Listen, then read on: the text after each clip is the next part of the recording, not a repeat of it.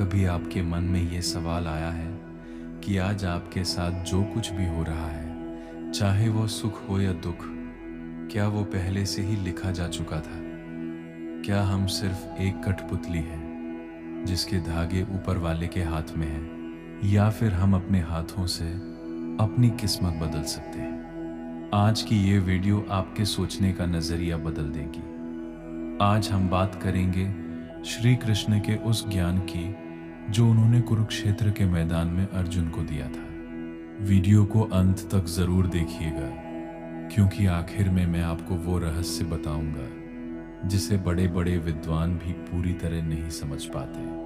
अक्सर हम देखते हैं कि एक तरफ वो इंसान है जो दिन रात मेहनत करता है, ईमानदार है, लेकिन फिर भी उसे वह नहीं मिलता जिसका वो हकदार है। और दूसरी तरफ कोई ऐसा होता है जो शायद उतनी मेहनत नहीं करता, फिर भी किस्मत उस पर मेहरबान रहती है। तब हम हार मानकर कह देते हैं, मेरी तो किस्मत ही खराब है। लेकिन क्या सच में ऐसा है? क्या हम अपनी किस्मत के आगे इतने मजबूर हैं? महाभारत के युद्ध से पहले अर्जुन ने भी यही प्रश्न किया था। उन्होंने कहा, हे माधव, यदि सब कुछ आपकी माया है, यदि हर पत्ता आपकी इच्छा से हिलता है, तो फिर मेरे लड़ने या न लड़ने से क्या फर्क पड़ता है? तब श्री कृष्ण मुस्कुराए और एक ऐसी बात कही जिसे हर इंसान को समझना चाहिए। उन्होंने कहा, अर्जुन, विधाता ने किस्मत की रेखाएं तो बना दी हैं, लेकिन उन रेखाओं में रंग भरना तुम्हारा काम है। किस्मत सिर्फ एक रास्ता दिखाती है, लेकिन उस पर चलना या न चलना तुम्हारा कर्म है। इस बात को समझने के लिए एक छोटी सी कहानी सुनिए। एक बार एक गांव में दो किसान रहते थे। एक वह जो सिर्फ किस्मत पर भरोसा करता था, और दूसरा वो जो सिर्फ मेहनत पर। एक साल गांव में भयंकर सूखा पड़ गया। पहले किसान ने कहा, मेरी किस्मत में ही भूखा मरना लिखा है।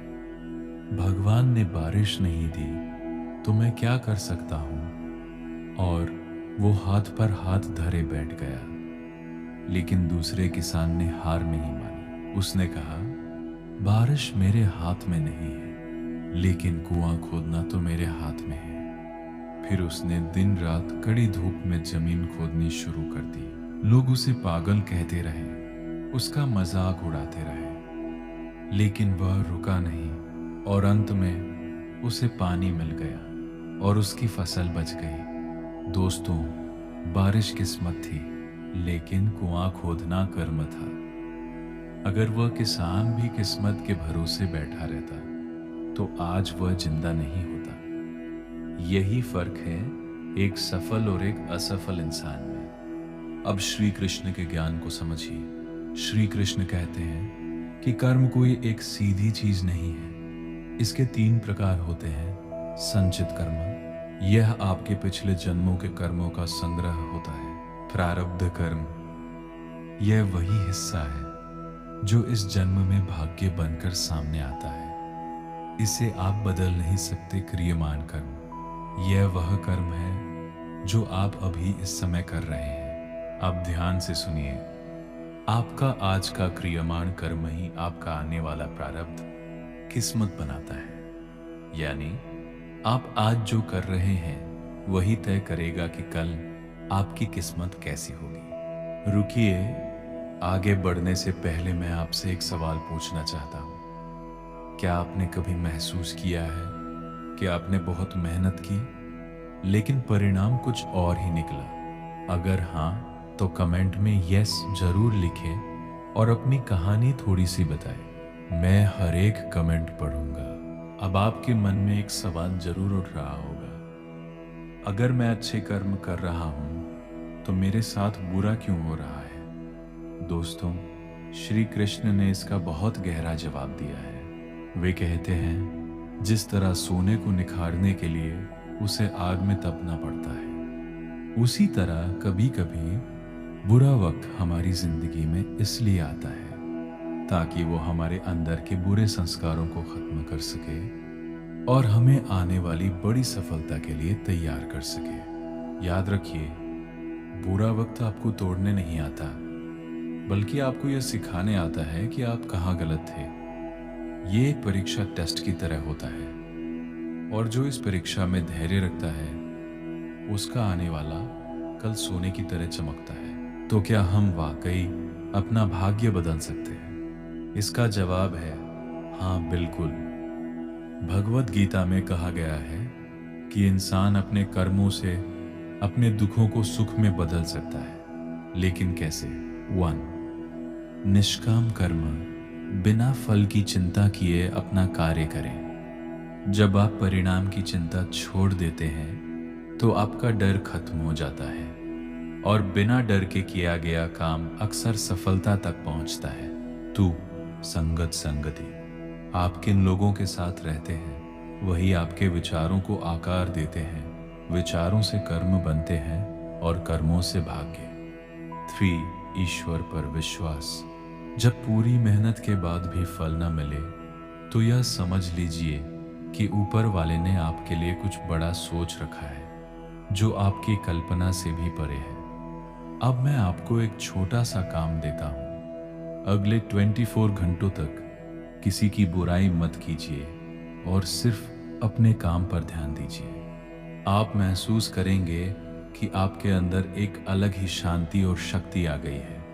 यही शांति आपके अच्छे भाग्य की शुरुआत है। दोस्तों, आज के इस डिजिटल युग में हमें लगता है कि कर्म सिर्फ पुरानी बातों तक सीमित है, लेकिन सच्चाई ये है कि आज कर्म और भी तेजी से काम करता है। सोशल मीडिया पर किसी को बुरा कहना, बिना वजह किसी की निंदा करना, या सिर्फ दिखावे के लिए जीना, ये सब हमारे विचारों का कर्म है। श्री कृष्ण कहते हैं, कर्म सिर्फ हाथ पैर से किया गया कार्य नहीं है, बल्कि जो आप सोचते हैं उसका प्रभाव भी आपके भाग्य पर पड़ता है।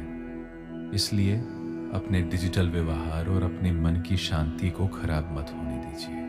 एक बहुत बड़ी गलतफहमी है कि सफल लोग सिर्फ भाग्यशाली होते हैं। सच्चाई यह है कि सफल लोग सिर्फ उसी पर ध्यान देते हैं जो उनके नियंत्रण में होता है।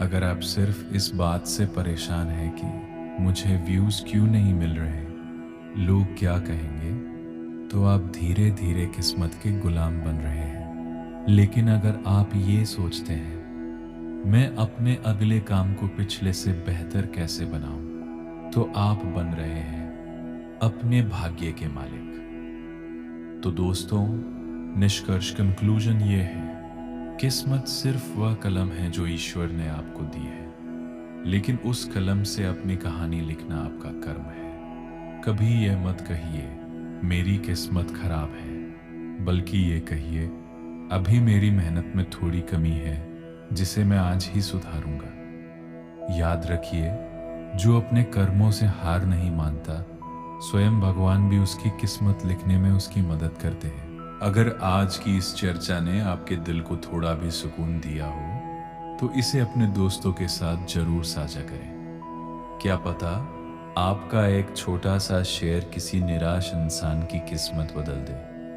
आप अगला वीडियो किस विषय पर देखना चाहेंगे, प्रेम या अनुशासन? कमेंट में जरूर बताइए। मिलते हैं अगले वीडियो में, तब तक के लिए राधे राधे। जाते जाते बस इतना याद रखिए दोस्तों, हमारा जीवन कोई खाली पन्ना नहीं है, बल्कि एक ऐसी किताब है जिसे हम हर रोज अपने कर्मों से लिख रहे हैं। कल क्या होगा ये हमारे हाथ में नहीं है, लेकिन आज हम कैसा इंसान बनते हैं ये पूरी तरह हमारा फैसला है।